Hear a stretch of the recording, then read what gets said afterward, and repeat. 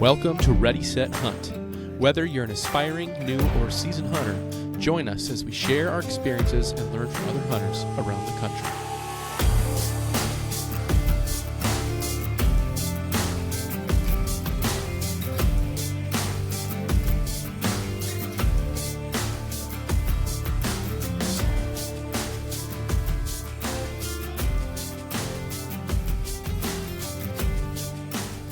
All right, here we are, episode 5, final episode of the 4 W's.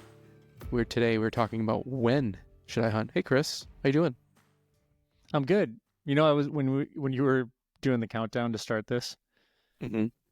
We can't hear like the intro music that goes on the front end of this. Right. At least I can't. But then I thought about how a little bit of like our one ritual we're gonna start a hunt. We always turn on the Top Gun theme song. Yep.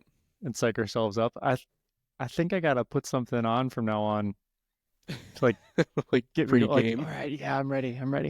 Get Hey, you what's in the up, mood. everyone? It's good to have you back. If you are back, or maybe this is your Mhm. first episode and you don't know what you're getting yourself into, and maybe you hate the sound of my voice and you're already contemplating to turn it off, but don't, not yet. Or if you are joining us this is your first time joining us, make sure you go and listen to the previous 4 episodes because those are important when talking We're in the middle of a about series. Well, Yeah. we're at the end of a series. end of a series. Yeah, End of a series. but it What is was that important. series again? 4 W's. So it's why should I hunt? What should I hunt? Where should I hunt? And today we're talking about when should I hunt? When is very important. It is. We talked a little bit about when in the last episode, just because when and where really go hand in hand a lot. Yeah. So when should you hunt? When should we hunt, Chris? All of the time. You sent me that video today. Was it the little kid? I don't Or know. did I send you one? I don't know.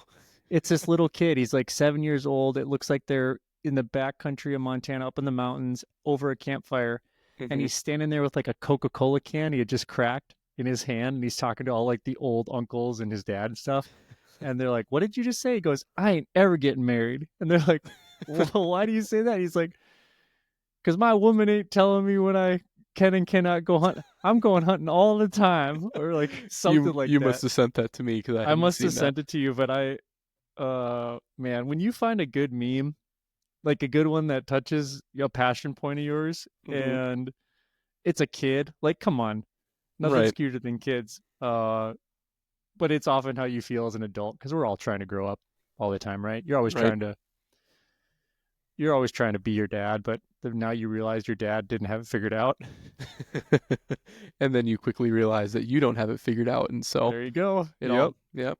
And then that's the bond. That's when you start to have great admiration for those that come before you, or you should. If you don't have admiration at that point, Yep. Hey, if you haven't told someone you loved them today, like you should tell. Why don't you just stop this? If it's like 11 o'clock or 12 at night, maybe not, but maybe. Guys, you got to do that. Yep. That's important. Yeah. Be intentional. For sure. But when should you hunt? All the time. We wish. No, there's seasons, right? So if you're just getting into it, or if you are a seasoned hunter, much more than Pete and I are, we don't got much probably to tell you. Unless you've been, hunting in your backwoods for 25, 30 years, and now you're thinking about Western hunts or something like that, then we can have a conversation. We could probably help out. But usually you're going to aim in that fall or springtime for your bigger mainstream animals that you see on YouTube videos or memes or different things like that. So introduction to that timing. Do you want to take? Well, I mean, is there really anything to say about it? You got your fall and your spring, and then your fall is kind of divvied up based on migration or based on, lack of a better term, mating or ruts. So why don't you touch on that a little bit? Yeah. So let's kind of start with spring because we'll kind of start the beginning of the calendar year and then work towards the end. so your spring season, there's really only two common species that you can hunt in the spring. That's going to be turkey, and that's going to be black bear. And not even every state has a spring black bear season. Spring black bear season seems to be more of a Western thing. So, um, and those are usually pretty long seasons. At least here in Minnesota, spring turkey season opens up usually like April 15th, and it usually goes until May 31st, I think. So that's a good month and a half long season. Granted, there's little mini seasons broken up into that, but I don't need to get into the specifics about Minnesota. This is why fishing comes into play, because you can pretty much Mm-hmm. fish all year round, and it's equally as enjoyable if you figure out how to do it well. It I would can be. say it It can can be. be. It can be. Um, but then spring black That's a bear, personal opinion, I guess. yeah. Equally enjoyable. Yeah, sorry guys. That's just I'm broad stroking everyone's interpretation. I'm sorry, it's just mine. Yeah, but then spring black bear out west, again, it's going to depend on the state, but it typically runs from around that middle of April is when it typically kind of opens up, and then some of them kind of end in at some point in May. There's some states that go till darn near the middle of June, so um, it can be a long season, and there's advantages of hunting different times during that season. Just kind of depends on what you're looking for in a hunt. So that's going to be your spring seasons. Also different times of the day, right? So Mm, turkey, it's fantastic to be out in the woods in the morning, especially if you have an idea of where they're roosting, because they'll start gobbling, or beep beep beep. They're what is that called? It's like a chirp, but just like a cluck or a yelp. yeah. Yeah. But they could literally, on some of the places that we turkey hunt, they, I kid you not, can drop down right in front of you, 5 yards, 10 Hmm. yards, all around you. They're coming left and right. And it's really exciting if you, which I've experienced a couple times. I think you have too, back Yeah. in the woods. They just come everywhere. But Yeah. Turkey hunting is super fun. We'll talk a lot about turkey hunting probably in the next few episodes, just because it's what's next for us. So it's kind of what's fresh and top of mind. But then jumping to fall seasons, fall is when the gates just bust open wide. There are some like late summer seasons technically. It's like early fall, but it's like you're talking like middle of August. There are certain seasons that'll open up there, and those are almost exclusively archery seasons for different species. um, Again, it's all going to depend on your region, your state, where you're at. um, that will determine when seasons are opening, and then also what species you're hunting. But I mean, fall on the hunting calendar really begins middle of August, and then that hunting season usually runs until either end of December or maybe into the first couple weeks of January, or maybe even later, depending on where you're at. So it's a long season. There's a lot to choose from, a lot to consider. Um, but then getting within species, some species have seasons that are open for a long time. So in Minnesota, for example, and I just use Minnesota because that's where we live and that's what we know best. But in Minnesota, archery season for white-tailed deer opens on usually right around September 15th. It's like kind of like that around, yeah, right around that time frame, and it's open until December 31st. So it's a long season, and there are reasons that you might want to hunt right at the beginning of season, and then there are some reasons you might want to hunt till the hunt down towards the bitter end, because there are just certain times of year that deer are more patternable or more killable, or they're just more active. So that's going to determine your when too. So I don't know what else we really want to talk about in terms of I could talk forever about all the different season dates and everything for the different species, but um, I think when we're talking about when, or yeah, when should I hunt? I was going back and looking at the what should I hunt overview that we had put together, which gave us all of our species. So with the fall, you're going to mm, have your deer, elk, moose, bears, your sheep, mountain goats. You're going to get all like those larger animals. Um, I don't think anything is not included in there in the fall season. Am I correct? Usually the springs are. overlap, like they're doubled up type seasons. You have your fall, and then spring seasons are usually the second opportunity for just a different way they pattern, right? Or like turkey, you have a fall turkey, you have a Oh, spring turkey, sure. Yeah, because you have there are fall fall turkey bear, seasons, there are you fall have bear fall, and seasons. then a spring bear, but you don't Yeah, get like spring elk. You don't get a correct. spring deer season or something like that. So I'm saying all the spring stuff, if I'm correct, uh, is just an extra opportunity on that species. Is that right? Yep, pretty much. Pretty much. So then, yeah, in that, the when should I hunt also, you touched on it. When deer season opens, you might be getting some of those velvet antlers still, Mm-hmm. depending on where you are. Yeah, Um, might be something you're after, or that might be something that doesn't interest you at all. yep.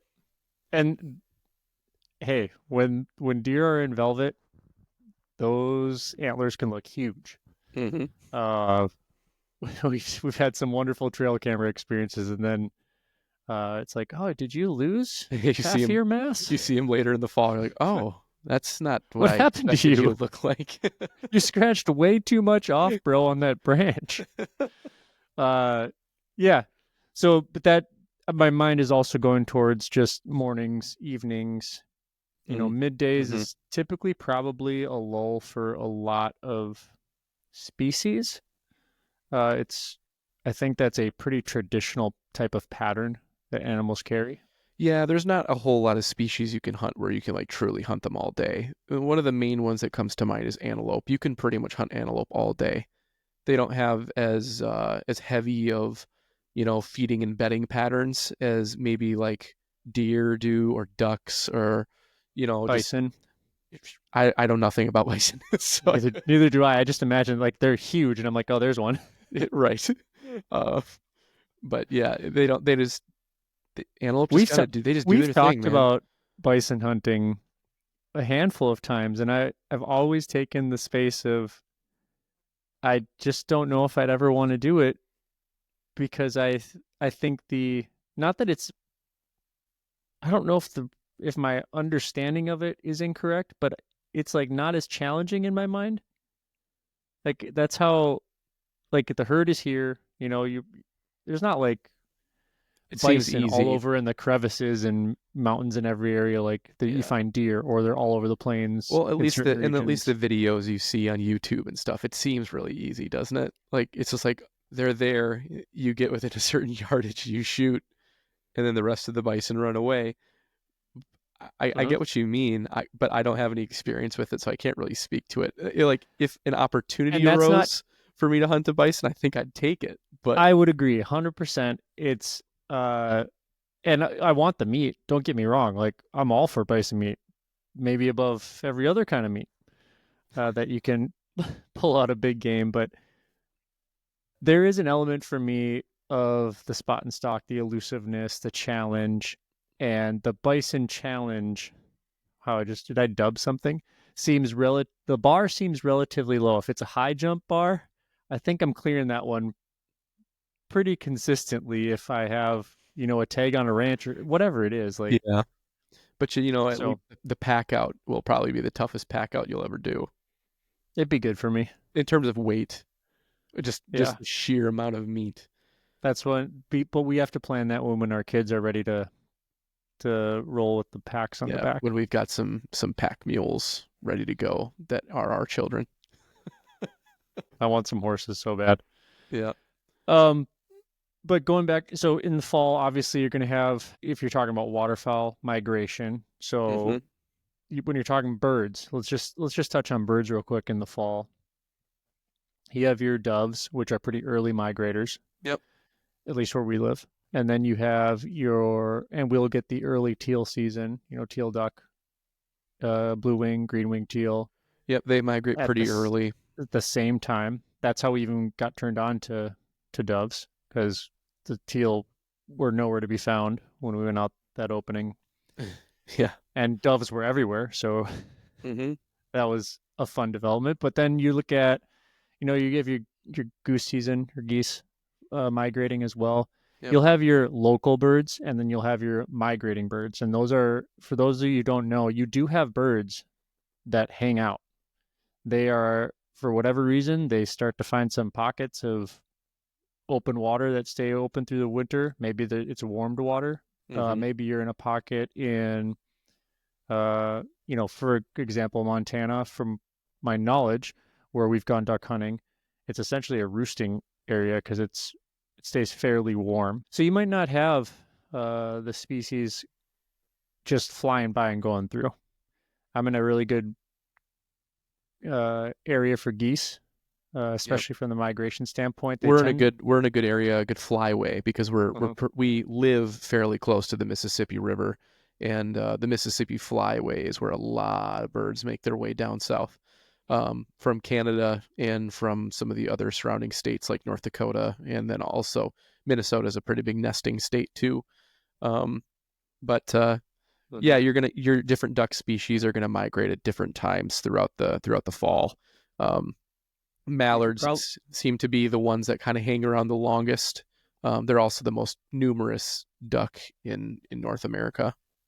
Yeah, and then you have, I would guess your grouse, you can hunt pretty much through the whole season with relative success. Like it's not going to be an uptick, downtick. You're way more seasoned than I am. Is that correct? Um, Well, yes. that is correct, but is the terminology of them being relatively the same type of pattern of hunting? They, depending on the time of year, really one of the two biggest determining factors if leaves are still up, and then if leaves are down, and then if there's snow on the ground. Those they tend to live in different covers or different types of habitat, never very far away. But grouse are really hard to get when when all the leaves are still up and it's still green, just because they live in really dense, thick vegetation. So even if they do flush, if you're lucky enough to even see it flush, you still have to make a shot, and that's really difficult. It picks up once the leaves go down and before the snow arrives. That's kind of like Are you the using best like time. 6 shot on them, or what kind of shot size are you using? Depends on the time of year. So earlier in the season, you're going to want to use smaller shot, just because You're not using shots are going pheasant to load, are you? no, no. Shots are going to be more difficult earlier in the season. And they're not going to be quite as thick skinned. So some guys early in the season will use like 7.5 or even 8. What's your Um, average yardage on when you're walking through, the forest, tree mm, cover, different things?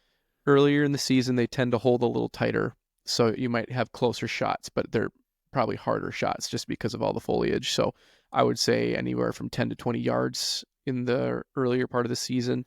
This might be a good moment to touch on choke size, because if you don't know anything about shotguns, and or if you have a shotgun, maybe your grandfather gave it to you, or your dad, or something like that. Mm-hmm. There are some shotguns that come with the ability to put in a choke. So, Peter, talk to me just about that. Like, walk me through the basics of that, and then apply Mm-hmm. it to what we just talked about for yardage and why you'd use something different.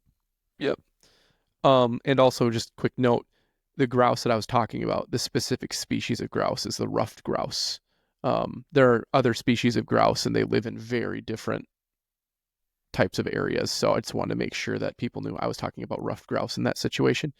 So chokes and choke size. So um, the best way to describe a choke on a shotgun is the amount of constriction that a barrel has to create a pattern. Because when you shoot a shotgun, there's a bunch of little pellets in there, like we've talked about in a past episode, and you, depending on the range that you're shooting at, when those pellets come out of that shotgun, they're immediately going to start dispersing at a certain rate.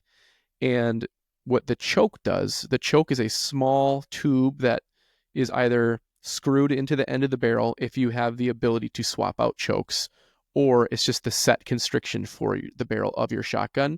And that basically determines how quickly your pellets spread out. Um, so So there's different. think of it as like crossfire, right? In military, or think of it as angles, Mm-hmm. or a flashlight. You often see probably a familiar image in your head if you turn on a flashlight and it's like a diagram, or maybe it's a animation or something like that. You get, or cartoon for that matter. You get a cone shape coming out. Yep.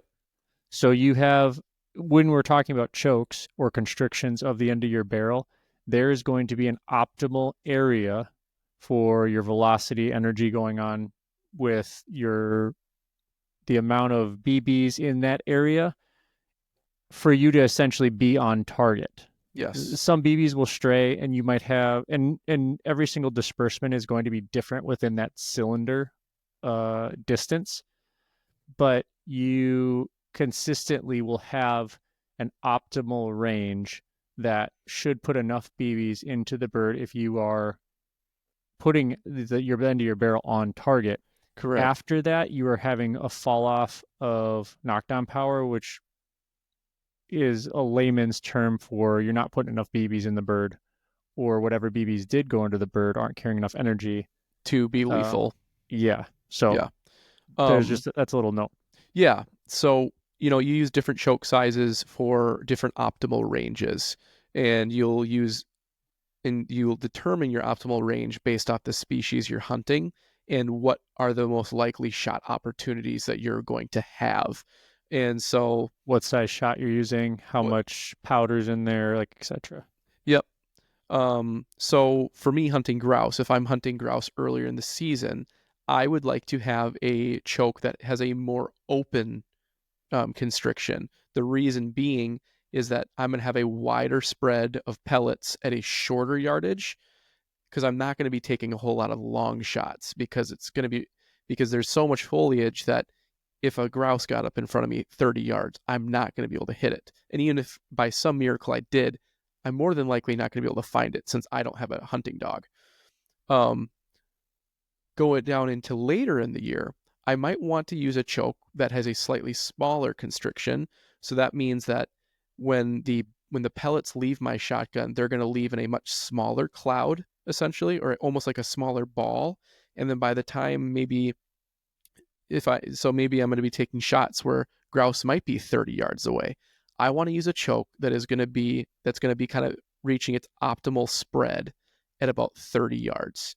Um, and so there's different names for the different choke constrictions. There's anything from skeet or cylindrical, which means there really is no constriction. It's just open, all the way down to extra full or turkey choke, which is a really tight constriction where you're shooting essentially a softball size spread at like 20 to 30 yards or even further probably. Yeah, I would encourage you with this conversation. You can just jump on YouTube and talk Mm-hmm. about shotgun spread. Can you shoot 50 yards? Can you shoot 100? There are some good YouTube videos out there where guys are like, "Can I kill a turkey at 100 yards?" And they got their certain type of choke in. They're using a certain type of ammo uh, with BB size, and they are actually putting it on target downrange, and you're able to see on the paper what is happening from a BB standpoint, and then you can get a better idea from your barrel to that endpoint where the BBs are just essentially falling dead Mm-hmm. at a certain distance.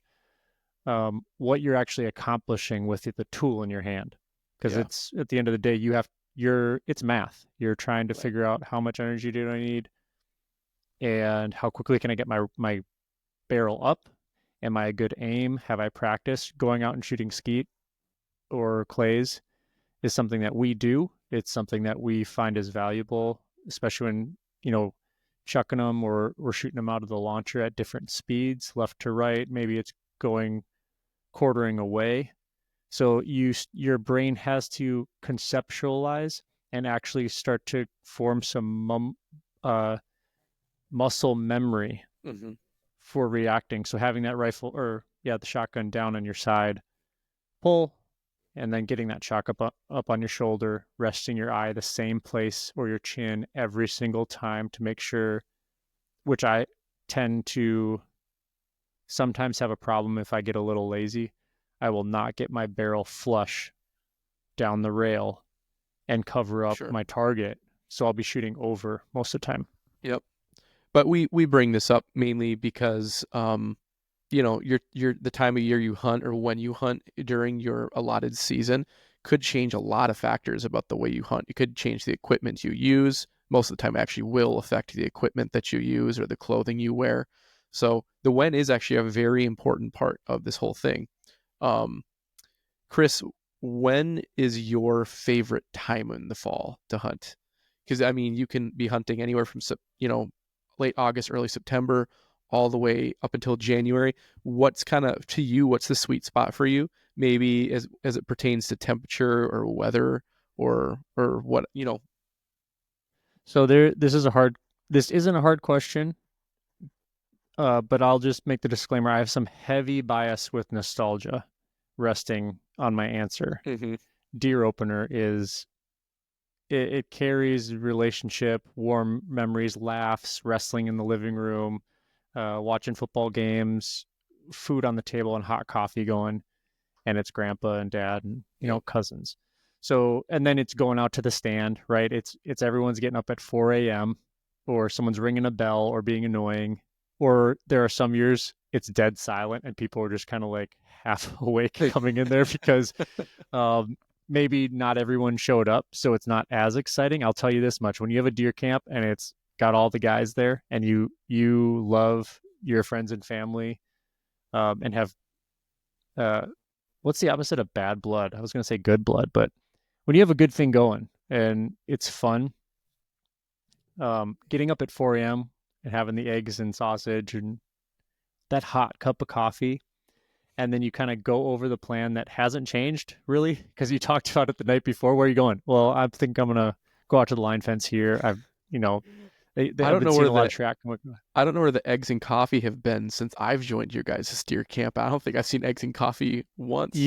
Well, to be honest, you've been a part of deer camp when It it's started dying been, down. well, no, I would say being reborn. Like there's a way to approach, yeah, dying down, right?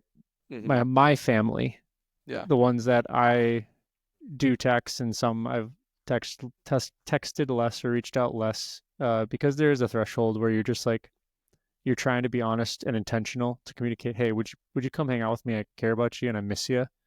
You're important in Mm-hmm. my life. This is the moment. This is the one time of the year that I can still, outside of my family, job responsibilities, bills, just like you, can look forward to come together and still, still put a good hug on and just be like, man, it's good to see you. I haven't seen you all year. Yeah. But with you coming in and a few others with that, that's why our relationship is unique and special to me too, because you are a new season of my life Sure. Yeah. that still anchors in my childhood, and it's a way of me like holding on and carrying on tradition and gonna pass on to my kids. But I'll just say deer opener because then you go out to the stand and it's the first sunrise, and maybe it's cold, maybe it's a bad year, good year from a weather standpoint, but I will. We've had some weird years for Yep. sure. Um, but my answer after that, this is where I can better answer, is where you have the trifecta. You can take your bow, your shotgun, and you can go. You can do like turkey hunting. You can what is in the deer opener? What is I can't think of it right now from a calendar standpoint, but there's some overlap, like the early teal with dove, Early field and dove. So essentially, you're talking about a mixed bag opportunity, right?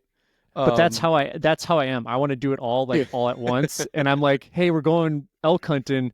Let's bring our shotguns because maybe it'll be slow and there'll be doves flying around. The dove season's open, or maybe Right. we can go to a river and hit a river for one morning when we're coming back. I think aside from the early teal and dove, I think the other mixed bag we've done is we'll do like a morning duck hunt or something towards end of September. Do like a morning duck hunt. Or no, actually it would be beginning of October. Morning duck hunt and then an evening deer/turkey hunt with our bows because fall turkey is open at that time, and then deer archery is open, and so I'll during that time of year I'll usually have at least one broadhead or one arrow with a turkey broadhead on it, and then the rest of my arrows will be for deer. But I mean, we get opportunities all the time to shoot turkeys out of a tree stand. I'll never So pass up on it if I have a good shot. disclaimer, I've been working on our website and putting together something for everyone, and just to further um, cultivate this space of talking and equipping hunters to be better, right? And us growing as well. Long story short, I came across the picture of the turkey that I arrowed, and Hmm. it's we talked about it before, but that's one of the trifectas. I was in the stand. We were there for deer opener, or no, not No, opener.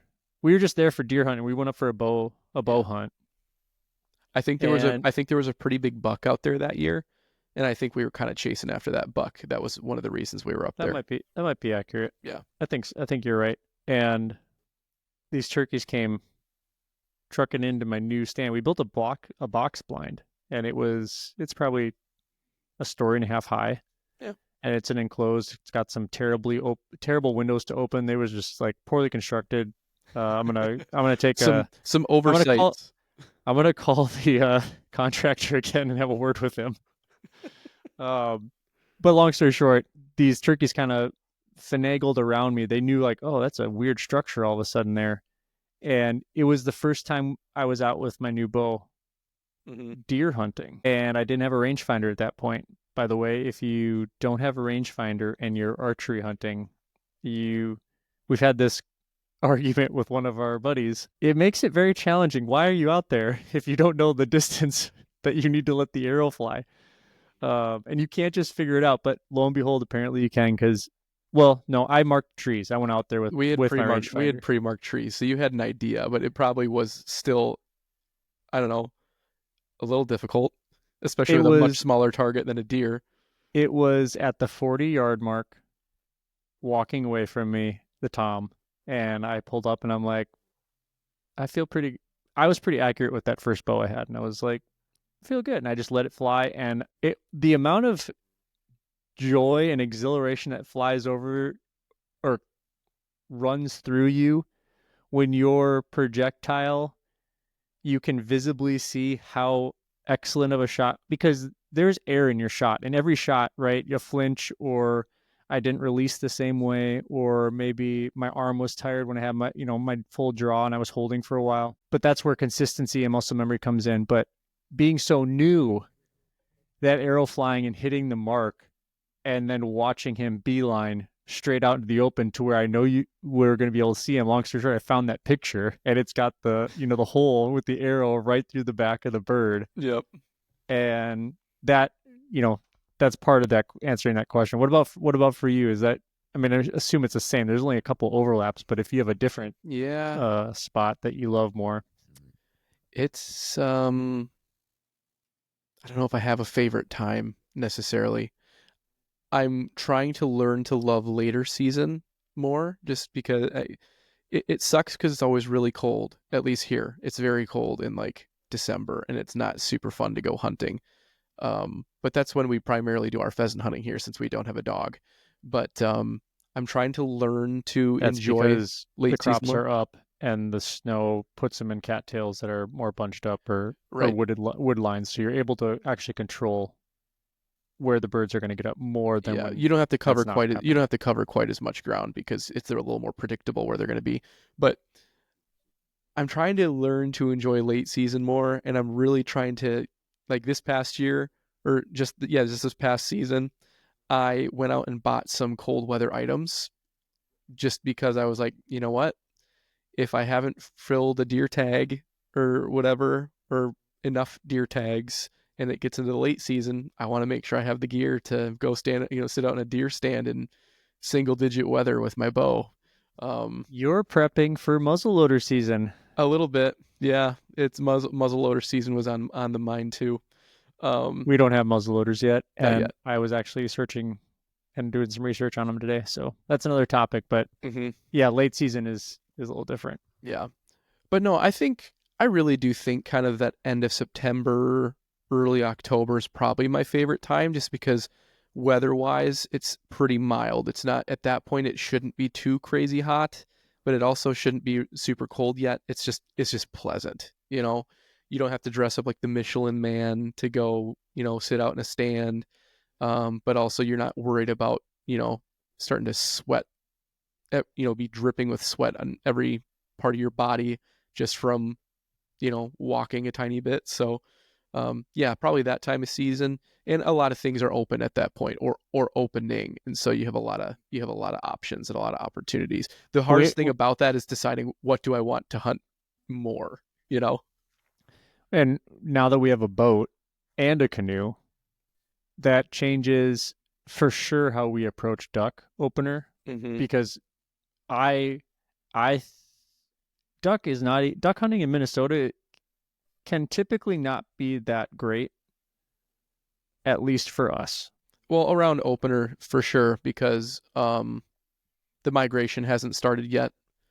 Duck opener in Minnesota, We've had very good duck openers, yeah, but but there's a lot of traditionally there's just not a lot moving or flying mhm. from a quantity standpoint. It's going to be like mostly local birds or some of the earliest migrators. Like we'll see a fair amount of teal during duck opener up here, but um, very few mallards. If you do get mallards, are local, and then you're going to get a lot of wood ducks, which are also mostly almost all local ducks too. So it can be good.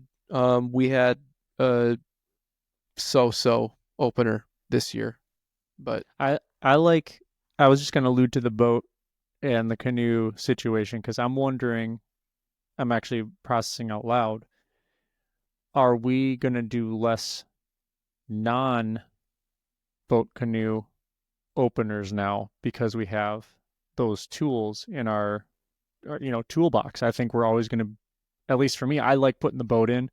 I like having all the decoys on it. I like knowing we're going here. You throw them out, you tuck in, and then you're like, open a bag of sunflower seeds and you're just kind of hanging out. it's a I different love that. experience for sure. So I don't know. Yeah. I mean, I think it just gives us more options. Yeah, I don't think we have it. It makes it so we're not locked into a certain style of hunting. There were areas or public land areas or pieces of water that we never would have considered hunting in the past, mainly because we just didn't have a way to either get to certain spots or to retrieve ducks because we also don't have a water dog. So, but now having boats, it opens up a lot of opportunity more than anything, I guess. I'm going to brag on you for a second because when you tricked out the Facebook special, our I don't think we've named Yeah, we have. the. It's a little ducker. Oh yeah, we went with that. We Yeah, haven't we went. painted it. We haven't like crescented it with a No, we beer haven't. bottle or We champagne or anything like that. we haven't put the name on it yet, but we have decided to call it the little ducker. Uh, but I mean, you did an amazing job, and it is who you are. Like you're a passion guy. When you get into something, you do it essentially to the max. But you took and ran, ordered these LED strips. You ran LED lights all the way around it with, we could switch it to a bunch of different colors, which is great, green or the red that you traditionally see on outside of white. Um, you got it up to essentially code. Well, you did with different lightings to be on different bodies of public water, registered. We got you put We a decked it out, so we have decking, so it's not just so it's a V hull boat, so it's not perfectly flat on the bottom like your typical John boat. So I decked it out on the bottom so that it would have a nice flat surface to stand and walk and then you on. put this neoprene like fabric, but it's like carpet to me. It's just you could sleep in there because it's so comfortable, and it's waterproof. And then we've got some seats situated on there, and then the cool thing is you really rigged up some electrical, uh, battery packs. I was trying to like powerhouse or control center. That's what I was going for. Which these simple plug in, unplug type cables, and you found this trolling motor to run off these two batteries, and it's a stinking heavy battery, like double battery, like car battery It's thing. two 24-volt batteries, so it's 48 volts But of that energy. troller scoots, and that's Mm-hmm. where I was getting into because we don't have a dog at this point in our hunting endeavors. We do have friends, and sometimes they come out. It's really fun to hunt when there's a dog around. But that troller scoots out of those reeds. We're tucked in pretty quick. Mm-hmm. Flip back around, and we come back. And I'm kid you not, it's like sometimes 75, 90 seconds for a quick out, turn around, come back in because And it's quiet too, which is really oh, nice. it's so quiet. It, but And then you put the rails on the side with, which I think that's one thing we'll improve this year. Put some different reeds or cattails Blind and material. Yeah. yep, something like that. But that goes to say, we have regional climates, weather patterns, animal breeding cycles, seasonal movements. There's different hunts. Like if the water's frozen, obviously we can't use the boat in the late season. So that changes up. I think one thing we haven't really focused on is those field hunting opportunities, which Hmm. I desperately want to do from a geese standpoint because I went out and bought the ground blind, and I know you have one. So, can you educate someone listening who has no understanding of like, wait, you just go out to the middle of a field and birds land there? Yeah, so a lot of these fields are usually agricultural fields, which is one of the reasons we haven't really done it a whole lot, is just because usually you have to have it has to be the right field. It can't just be like any field. It has to be the right field, and the only way you find out if there's a right field is by doing scouting and seeing if there's ducks that are going to this field. Or Um, geese? or yeah, ducks or geese. So field hunting can be super productive because they're going to those fields to feed, typically, um, after they've been roosting, and Yep. So you throw out your decoys, your shells, yep, your bird shells onto the ground.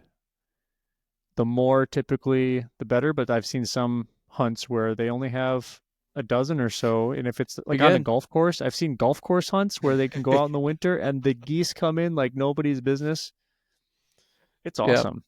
So it just depends on the time of year. It depends on the needs of the setup. Again, that's getting into some deeper level hunting IQ and information and stuff. But yeah, so there's different types of waterfowl hunt. It's not always on water, and sometimes it can be in a agricultural field. But again, you usually have to have permission on some private land because there's not a whole lot of public land that's agriculture. So um, Yeah. yeah. Getting into especially late season when there is still some open water on rivers or different things like, uh, bodies of water tend to freeze up. You might have snow all over the fields. Those birds are starting to look for opportunity conditions. I want to float on the water. Is there food here? Hmm. So that's why the scouting is really important. But you can throw a boat in the late season too, like especially down a little bit more south you go. You can get in the back timbers or different things like that. I saw earlier today too. Some guys rolling through, uh, that waist high tree flood zone, Yeah. and their dogs on there, and snow is all over, but they're just scooting through in the middle of the night or the middle of the morning before the sun's up. So fun. Got their lights on, and So but fun.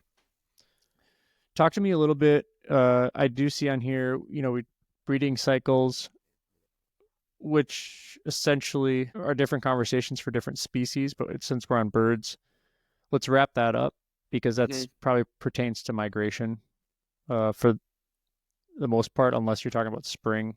Yeah. So, I mean, birds like ducks and other waterfowl, they typically almost all bird species breed in the spring.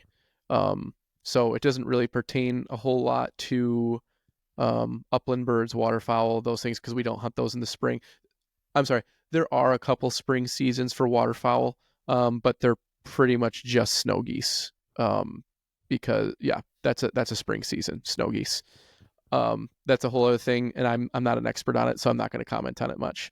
But aside from But that, yeah, breeding seasons for birds are yeah typically spring. So the one that you're going to be focusing on most in the spring is turkeys, and turkeys do breed in the spring, and that's one of the reasons or one of the tactics you use for trying to kill turkeys or specifically toms is that you're trying to act like a hen to get an interested tom to come in, and that's when you uh, take your shot. So, and um, animal and birds, they like better weather, but they will get up and fly in bad weather.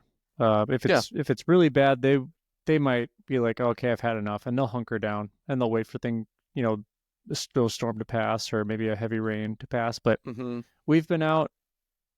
You might haven't. The best mornings we've had are overcast, where you do get a little bit of sun coming through, and the ducks just come in on the water, and it's calm. You want a little bit of that wind because you have to play that wind, especially with ducks. But um, talk to me a little bit about weather and what we've done to optimize our success, or when we've changed plans. Like when our typical pond was essentially muck and no water. Yeah. Yeah, weather plays a big role, especially like you were talking about, like storms, for example. During storms, things really slow down. So I mean, and it's a lot of the time, if it's a thunderstorm or lightning storm or whatever, it's not probably safe to be hunting anyway. Um, and again, this is What are you talking about? You got a big piece of metal in your hand? Or you're just like sitting around? well, you don't want to carry a lightning rod around. Um, and we've been in really talking about waterfowl a lot here, but a lot of the time you'll get really great activity from animals, whether it be waterfowl, upland birds, deer, or whatever. You'll have really good activity right before a storm and then right after a storm because they're going to be hunkered down and not moving around, which means they're probably not going to be feeding. So they're going to want to try and take in as many calories as they can right before that storm, and then they're going to want to take in as many calories as they can right after that storm. Um, They got that sixth sense where they yeah, can kind of they know tell the when it's patterns coming. coming, the weather They know pattern when it's coming in. coming, and they don't have access to the weather channel. So it's pretty incredible. They're never accurate anyway, so Well, right, it's probably good for them. the animals know better.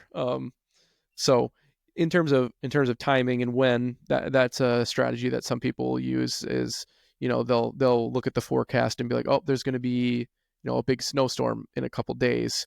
Um, if I'm hunting pheasants, it might be a really great time to get out into the field the day before that snowstorm shows up, and then it might be a really good time to go out the day after that snowstorm stops as well, because those pheasants are going to Especially be. because when you have fresh tracks, that is Mhm. super key. And when you don't have a dog and you're getting into an area, you're gonna be like, oh, there's this wood pile or this fallen tree right here has got a ton of tracks coming in Yeah, and out.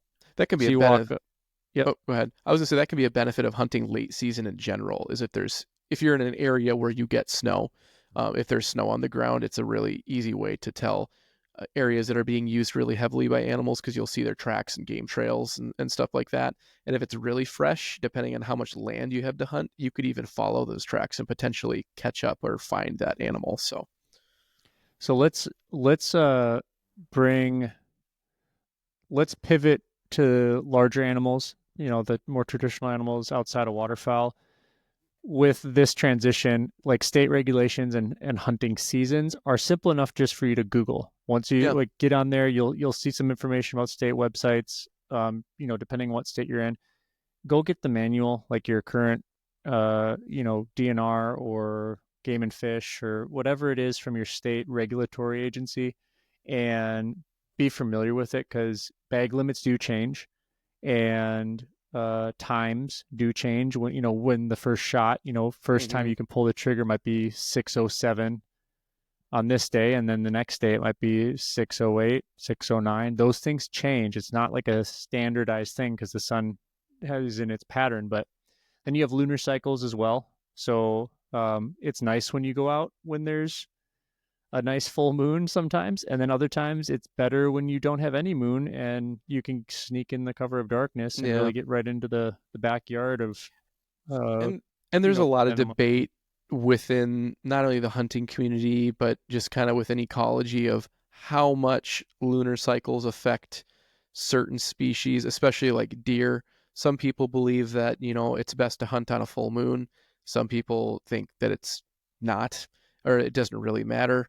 um, in western hunting, kind of the conventional wisdom is that it's not great to hunt on a full moon, especially for elk, because it's light out in the night, so they're going to be more active in the night, which means they're going to be even less active during the day. Um, but again, I don't really know where I land on the moon thing. I guess I haven't personally looked into it too much, and I haven't personally seen enough of a difference to probably be like a big believer in lunar cycles having to play a big role. I also wouldn't be surprised if they did, but again, that's not really my area of expertise. Um, I don't know. Have you Yes. heard anything different on that, Chris? No, I don't care about that stuff.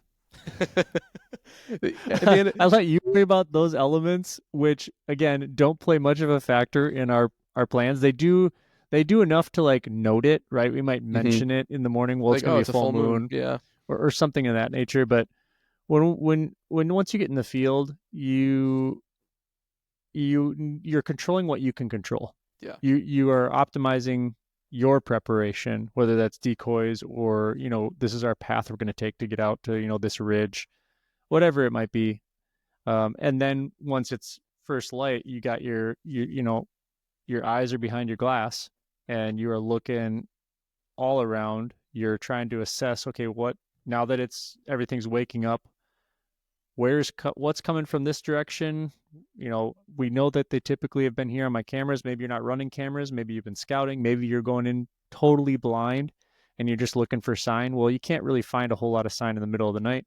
Traditionally, when in the morning, when you're coming in at like 4 a.m. or 5 a.m. or it's still dark out, you're trying to be pretty quiet, especially if you have a goal to get to, this spot. Right. So from there, you're just trying to troubleshoot. Okay, I've spotted the target, or, if you're bird hunting, you're probably not moving. Pheasant hunting, you're probably walking morning, middle of the day, whatever. You're not worried about that. But when you're talking about big game animals, that's where it probably comes in a little bit more because they can see you probably 100 times better than you can see them. For sure.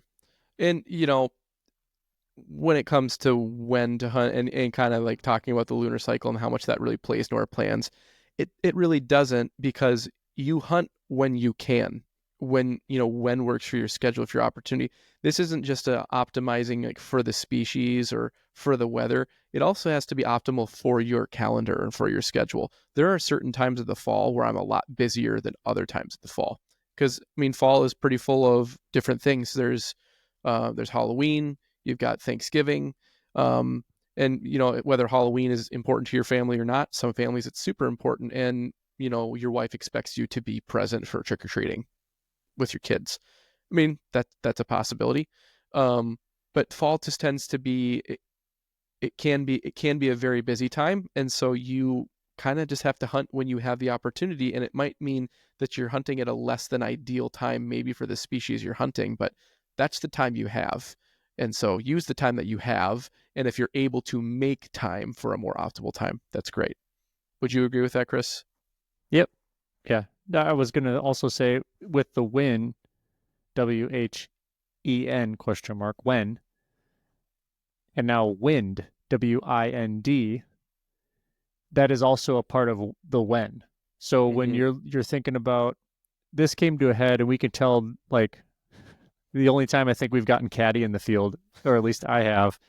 Well, no, I think you were a little catty with me too. I was pretty catty. And because we were, long story short, whole elk end of the trip, 10 days in, opportunity developed to go out and 5 bull, some spike were coming out, and we could shoot spikes in this zone. Yeah, we were in a spike only zone. And so we saw 5 spikes walking directly toward us. And it's a freak story, because we were just literally like on the mountaintop where they were. And it was, I wouldn't say mountain, I would say like it's a very, very large hill with a peak. Large ridge. Yeah. And they had to have been right below us, probably for sure no more than like 400 yards, somewhere in there in those pines. And we came down because we were trying to get up to this we spotted another group of elk much further away, and so we were going to try and make a play on that group of elk, but we didn't see that there were any elk anywhere closer. But again, like Chris said, they were probably right below us. They came. So we're out. We position ourselves. We're like making, like, again, we're troubleshooting. We're making our play. What's the best we can do right now with what we know, what we got, what we've seen. This is the plan. It's like, yep. And you and I, Pete, agree 99.999% of the time. And we're very go with the flow. Because in the field, we've learned that if an opportunity doesn't come to an animal on the ground, let's troubleshoot quick and try to recreate that opportunity or get that next opportunity as quickly as possible. Not from a rush standpoint, but from a process standpoint. Okay, what do we need to do to change here? Maybe we're still pursuing that animal. Maybe we're still, repositioning some decoys, whatever it is, to optimize that success rate at a higher level. But you looked back, because I was still focused on the mountaintops out in front of us Where we in were those following the herd or or the other bulls that ran and some cows. And you're like, no, I just remember you're like, no flipping way. And I don't know if I said flippin'. You didn't cuss. You said you said I think you probably said said no. frickin'. I probably said no frickin' way. Yeah, that's you. That sounds like you. That comes out of your mouth. But you were looking back the other direction because I was sitting in front of you, and I turned around. And this, again, this is a wind story. We're talking specifically about wind, but I'm tapping into the fact that this story is our only kind of fight in the field. But these elk, if you had a map, we were at a position of public access that had private in the middle of it, and we had to actually go around this large parcel of private land to get more access to the public. Where the elk were that we spotted. Because they're coming right to left, and they're coming from away to us. So they're like kitty quartering to us. The wind, I kid you not, is blowing the exact direction towards them from where we need to go around this public or this private parcel to get back in front of them so the wind is not blowing to them. And so everything is fine. We packed up. Our plan is in motion. Let's make the play. This can totally work because we only have, in theory, which we should have followed what you had in your mind. We just need to cross that wind pattern, that wind that was going to blow right to them very quickly and get behind them. And then we could essentially stock up without them spooking or smelling us. Mm-hmm. Well, we had to close. I think, what did we range them at? They were at like we were 1,600 yards. No, we were 600 yards away from them. Oh, is that close? Mm-hmm. I thought when we spotted them first, they were farther, but we had to move. When we spotted them, they were much further. But after we made our first move, when we got into our kerfuffle, we were about 600 yards away from the elk. Oh, I could have maybe made that shot, but not in that wind. Anyways, we were beelining behind, so we didn't want to skyline ourselves. So what that means is you don't want to be up above, like if you're on a roof of your house, you have Santa on top and he's got the reindeer when you're driving Christmas time, you can clearly see Santa and the reindeer up there. If you were to take Santa and the reindeer and push them behind the crest of that rooftop, down the back of the roof on the back side of the house to the point where you could only see Santa's hat, and like that's what we're talking about when we're saying not skylining yourself. We had done a pretty good job of cutting really distance. Quick over there. Yeah, we cut about 1,000 yards probably. When they came into view, the wind was going straight towards them when we reacquired.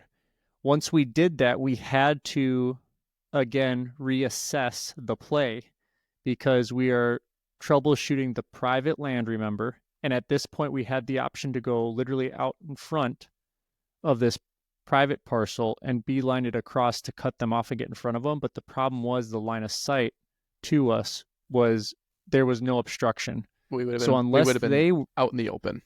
Yeah, so the elk were on their crest. They were skylining.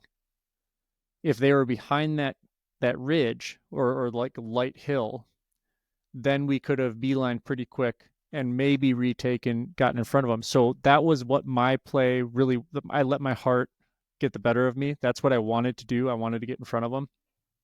And sometimes my idealism overtakes the advice that comes from Peter. It's worked out in some cases, and it's been really exciting, but also it leads to failing miserably, as you're about to learn. So Pete wanted, like, you were really set on getting back behind further on the crest, or where we were. In essence, I wanted to put on more miles on the legs and try and circle all the way around behind them because the wind was also starting to shift ever so slightly. And so I was like, we really only have one option. And the other thing is I didn't want to be out in the open because I knew they'd see us. And so I was like, which I all agree with. I all agree with everything Peter's saying, just to the disclaimer. And so I was like, we need to stop moving towards them. And logically, it doesn't seem to make sense, but we need to move away from them in order to get closer to them and circle back around. Like considerably away from them because we couldn't just continue our path behind the ridge because it opened up into more like a valley meadow space. Mm-hmm. So we had to. It was probably another. Would you say almost a mile to like really get back around behind him and come up on that one knoll that would Probably. have put us at probably 400 yards from them. Yeah, probably at least a mile. Which But isn't the ideal, X, but yeah. sometimes out west, that's what you have to do. It's And yeah, again, I agree with Peter. yeah. All this going down, like I'm on, I'm like that all makes sense to me, and I'm actually in agreement with it. Mm. But We so spent about 90 seconds there, arguing I about think, this and and in that 90 seconds. and we both realized that's total stupidity. Like that's dumb. Um, it's I will take the 51% of the blame on that for sure because I think you would have kept moving if we weren't having that conversation. Hmm. But the other X factor, Pete, is they were pretty much moving. Like they hadn't stopped when we first spotted them. They were consistently trekking that way. So when I'm assessing trying to cut them off and get in front, if they would have just kept going only another 20 yards, they would have been back behind that hill again. And that's Yeah. what that 90 seconds pause, my stubbornness on hoping they would do that. Again, you can't, what did that guy say? We met a guy in a hotel. He's this old guy in a hotel. And this is after we had closed Yeah. up shop, I think. No, this was before all this happened. He's like, Oh, this was like 2 days before, yeah, right? he's like, here's the best piece of advice I can give you for elk hunting. He's like, More context, more context. We are completely beat from 8 days mhm, and maybe 45 miles on our legs maybe something like in the that. backcountry. But he goes, here's the best piece of advice I can give you about elk hunting. Go where the elk are, not where you want them to be. And I'm like, wow, We're like, this guy, that's some deep stuff right there. so profound. It's so true. It's just so profound. Yeah. Um, but that rings true because I wanted them to be behind the crest of that hill. Hmm. Now, yeah. Anyways, that deliberation or that debate between us, Cost us. 90 seconds, cost us because they did smell us, nose to the wind, And then they and ran for and two then and a they half ran, miles. and then we bickered a touch. So you said something snarky to me because again, this is the end of our hunt. We're both upset that it didn't materialize because we often don't experience, and this is, I'm not being boastful. We just tend to be patient hunters and very methodical. And I mean, we stalked a couple turkeys down on over by the big body of water. Hmm. And remember, and I crawled like 400 yards on my my stomach, and you came up from the other side. And that took a couple I don't know, It took a two while. hours. That took a long time. Um, moving incredibly slow, and just like because it's about the opportunity. But I'll just say with this wind, we bicker a little bit. I actually, you decided you were going to go back. Then you're going to come with me because I was like, no, I'm going to go after him. And I tracked them for like, I don't know, 2.5, 3 miles. Then I found them where they were way up in Up in private. private. Yeah. I saw like 60 mule deer. I found a huge elk shed or a nice elk shed. So it wasn't all lost. You saw a ton But of antelope too. yeah, But in Chris going in and going after those elk after probably about a mile, I was just like, why am I doing this? I'm like, we're not going to yeah. catch up with them. And so I turned back and then went back to our original plan that we'd had in the morning before we saw this group of elk. And so, again, that's just pivoting. We saw an opportunity and we thought that it would be silly to pass up, and then it just didn't pan out. So then you go back to your original plan. But yeah, that If it wind. was dead calm, well, the elk wouldn't have spooked if it was dead calm because they wouldn't have winded us. Hmm. But at 600, would you be thinking about it? I would think about it. The only one of the reasons that it wasn't really even in consideration for me was because they were skylined. I don't like taking skyline shots, especially in Yep. that area, because there is a mixture of ag and some local farms in there and stuff. So I don't like taking that shot typically. But Yeah, I was more so speaking of the distance because it didn't. if they come down because it was very gradual. So if they even come down, 10 yards, 15 yards from where they were. Sure. They got the backdrop there, but Yeah. we Well, shot out to the wind was at our 5. back, so wind-wise, it wouldn't have been terrible for a shot. If it was like a crosswind, Mm. that wouldn't have, I probably wouldn't have at that distance. But if it's Yeah. if it's just a direct wind from the back, it wouldn't have been bad actually. But I lost, what I lose? 3 gloves and a water bottle on that trip. What else did I lose? Thought I I lost my I lost trekking poles. I lost a pair of gloves too, It's terrible when you invest in something and you're like, gosh, I like these things. And then, and they're gone.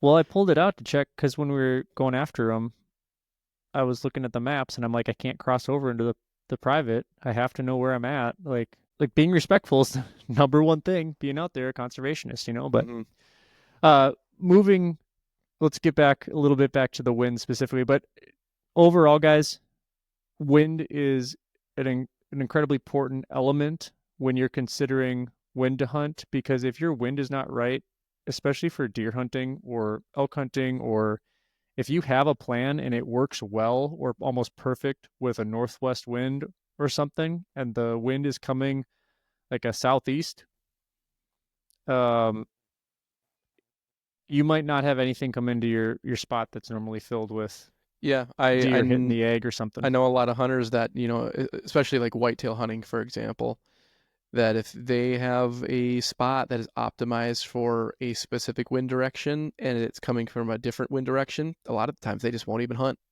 because they say, "What's the point? There's a better chance I mess this up," because whitetail deer have a longer term memory than some other animals, and so if you bust a whitetail, there's a good chance they'll go somewhere else or they'll completely change their pattern. And so, um, not to say don't let the wind completely ruin your season, but you need to. It's important to have multiple options depending on wind directions, and that's more so again for whitetail. But That gets me another thought too. It's for how you dress, because the wind does play a factor in like the layering and how warm you are or not mm-hmm. warm, and that also goes into your odor control or Yep. your scent control. So you have to be conscious of the scents you're bringing out into the field. Again, you're going into their backyard, and their senses are way better than yours, and you will never outsmell them. You might outsee them. There's scenarios where that works, but they have better hearing and smelling than you ever will. So Yeah. you have to be conscious if it's later seasons. It's that layering system will tend to help you keep your scent low, but that's only if your clothes don't stink or you Right. haven't had them next to your wife's like dresses in the closet and got perfume or cologne on them or something from your Right. work shirts. Like they have to be isolated. And I usually go out and grab a bunch of leaves in the fall, some pine needles and stuff, throw them in a tub works well. If you're around um our uncles or my uncles have, shops and grease and tractors and different things like that, which is a familiar smell on the farm that can also kind of blend into like that dirt space. I'm not saying don't go soak it in gasoline. That's not what I'm saying. Like, I'm not saying that's okay. But Yeah. you have anything to say about scent locking and control and different things like that? I think it can have its value. I'm probably gonna get a lot of hate for this. In some ways, I think it's extremely overrated because even In even certain in conditions. certain conditions, I think even if you had the perfect scent control regimen, completely covered with scent blocker, um, you're wearing scent lock clothing, doing all this stuff. If you hunt a wrong wind direction, a deer can still smell you because Yep. a deer's sense of smell is so strong that it doesn't matter. You can do everything you want to try and smell like a tree. You still smell like a person, like a human. Mm-hmm. Um, Now, do I think it might buy you some time?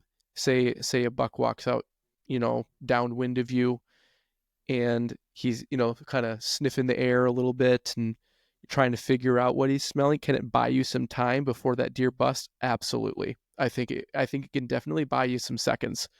But more than likely, if it's a mature buck that's smart and has lived as long as it has by being smart, it's you're not going to fool it. Mm-hmm. So I think it has its place. I think it has value, but I don't think it's possible to become completely invisible from a scent perspective.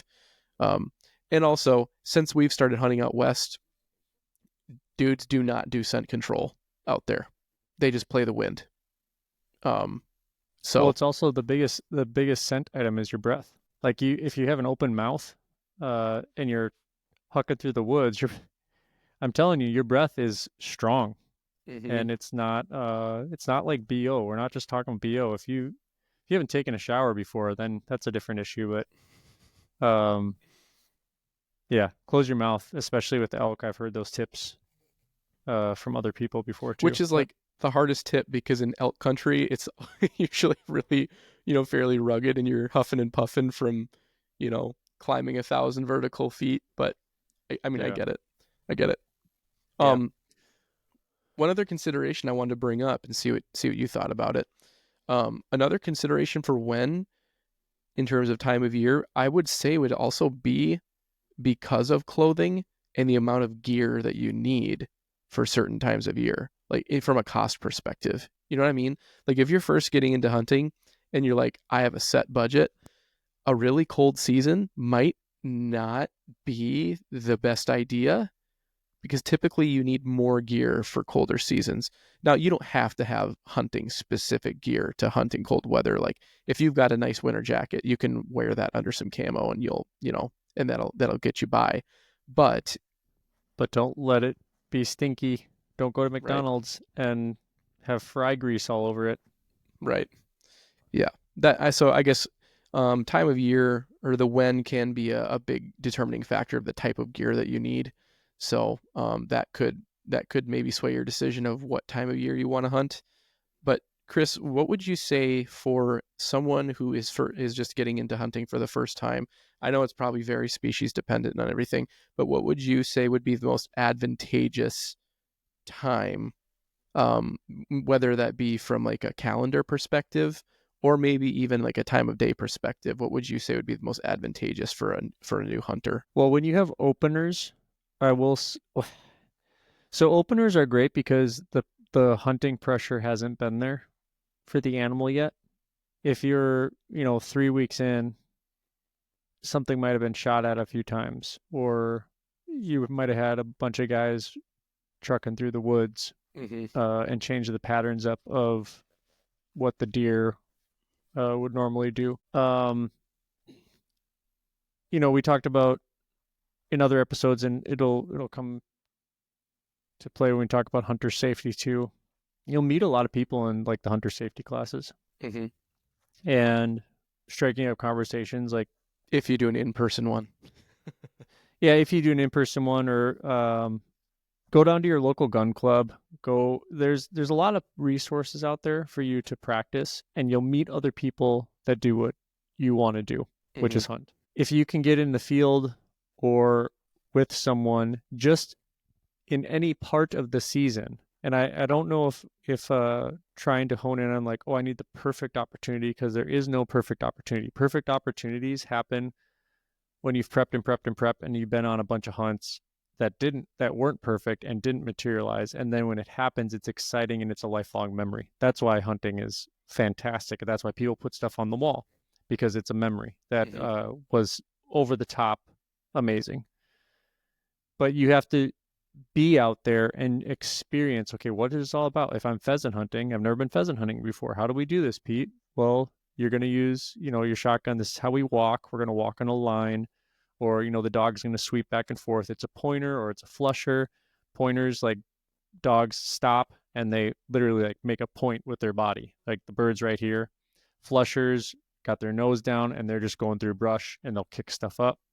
But you have to experience hunting. You have to experience the elements. You have to try. Mm-hmm.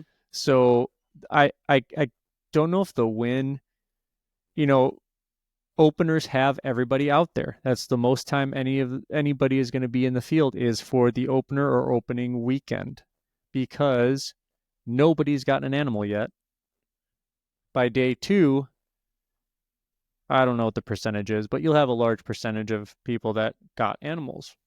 Yep. And there's a giant drop off in success Yep, because after that first day. they wise up, and that's why opener's so much fun because everyone's out there, and especially like duck, you hear duck shot, shotguns going off all over, and then ducks that were over in that pond are now up and flying, and it can be really good. I don't know. Do you have thoughts on that in addition to?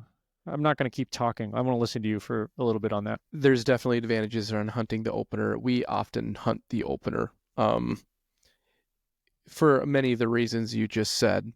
It's going to be your best opportunity at an animal, at an unpressured animal that isn't as wary because it's been shot at or it's seen other hunters in the field or it's been broken up from its group that it's been with, the past several months.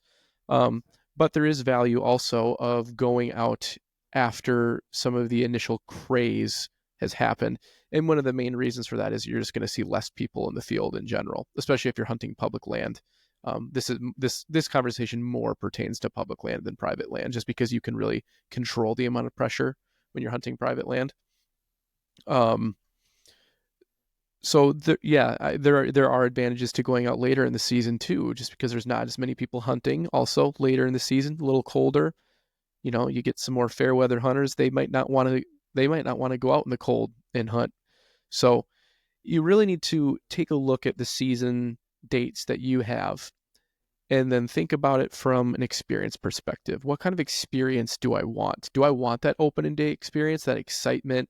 Everyone's out there. Yeah, there's going to be a bunch of people out there, but it's fresh, it's new, it's exciting, it's the beginning of something. Or do I want to have a hunt where I might have a slightly harder time locating animals, or I might have a slightly harder time getting close enough to an animal to have an opportunity, but I'm going to have less competition from other people out in the field, and it's going to be maybe a little bit more of a relaxed situation. Maybe you'll enjoy it more because you don't have all this competition. You're not worried about, stepping on toes of other people that are hunting the same piece of land. So I don't think there's a right or wrong answer. I don't think there is a perfect situation for anyone. Truly, I don't.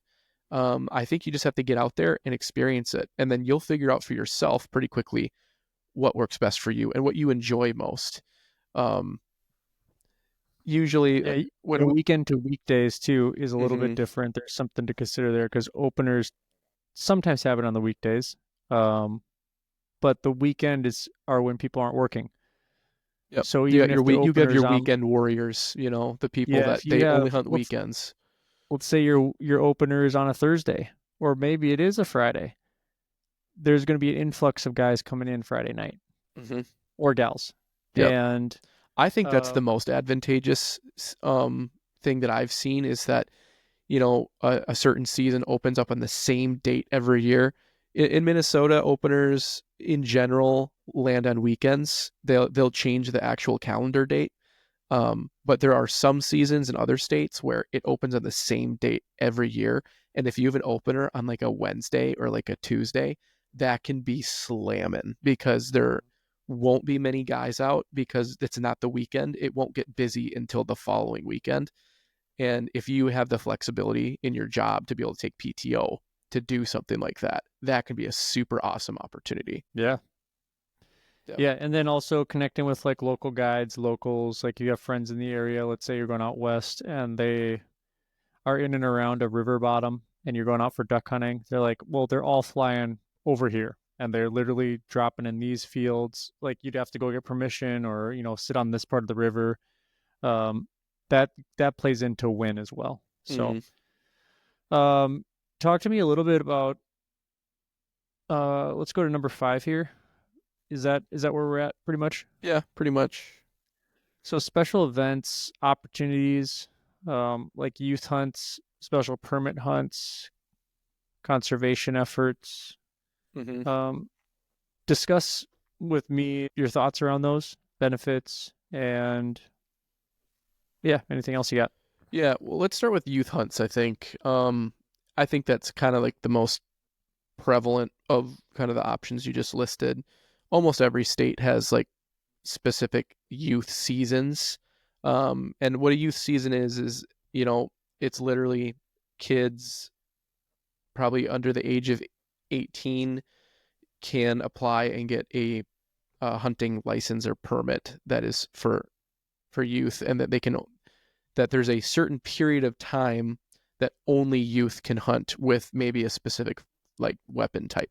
Like in Minnesota, we have a youth firearm season that is usually towards the end of October, but it's like 2 weeks before the general state firearm season. So they get a benefit of having first crack with firearms, and it's literally just because they're kids, giving kids a better opportunity. So, if you're listening to this and you're a youth, that can be a great option for you. Usually, you have to. I don't know what the laws are on that. Some states you might have to be accompanied by an adult. Um, I think it's You have the apprenticeship yeah, situation as well. yeah. But Talk to me about that real quick. so some states will have a mentorship or apprenticeship program, which basically is that you can bring a person out in the field who does not have their firearm safety certificate. You can bring them out in the field as a hunting apprentice. It's a special license type, and this is for I'm talking specifically about Minnesota because that's what I'm most familiar with. I do know other states have this, but you can bring out someone who doesn't have their firearm safety or hunter safety training, and you can take them out hunting with you, and they can hunt as well, and they can take an animal.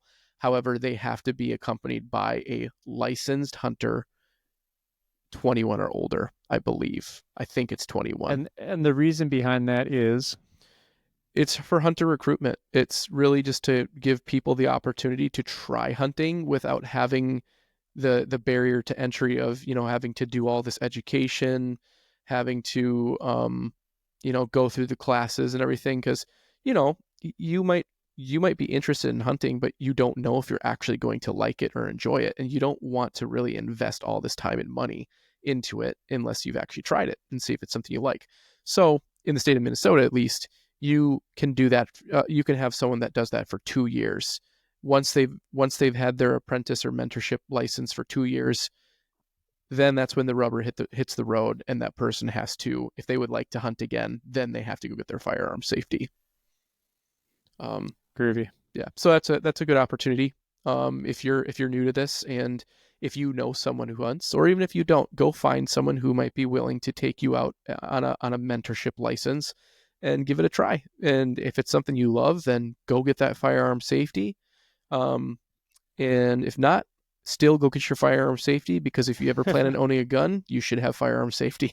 So, Yeah. and I think every American should own a gun, Did we or every American that's legally allowed to have a gun should have a gun.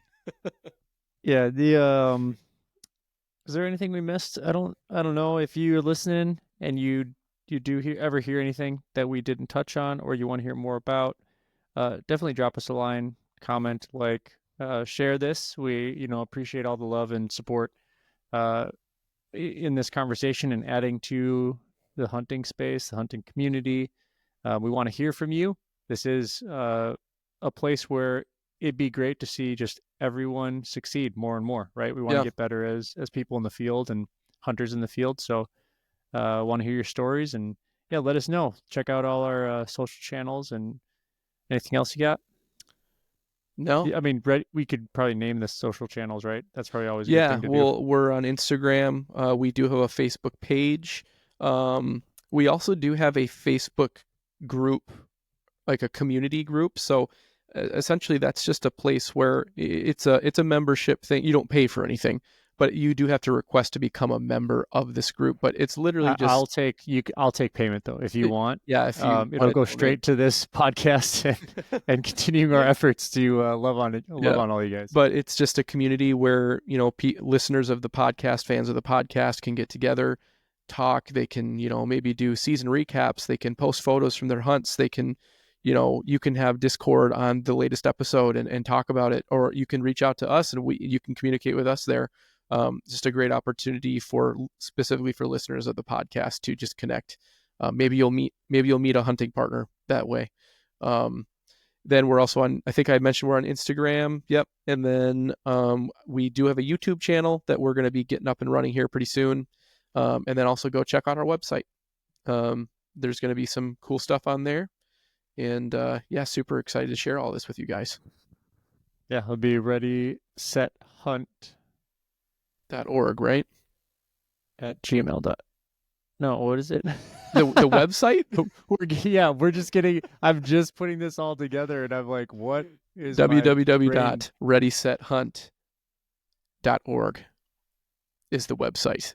Our email is readysethuntpod@gmail.com. readysethunt.org. For the web. You don't have to do the www anymore, but yeah, sorry, I just dated myself. No, it's okay. We'll be putting these episodes up, and there'll be various things going on at different times when we record them. But yeah, thanks for listening. Appreciate you guys. Yeah. And we will see you soon.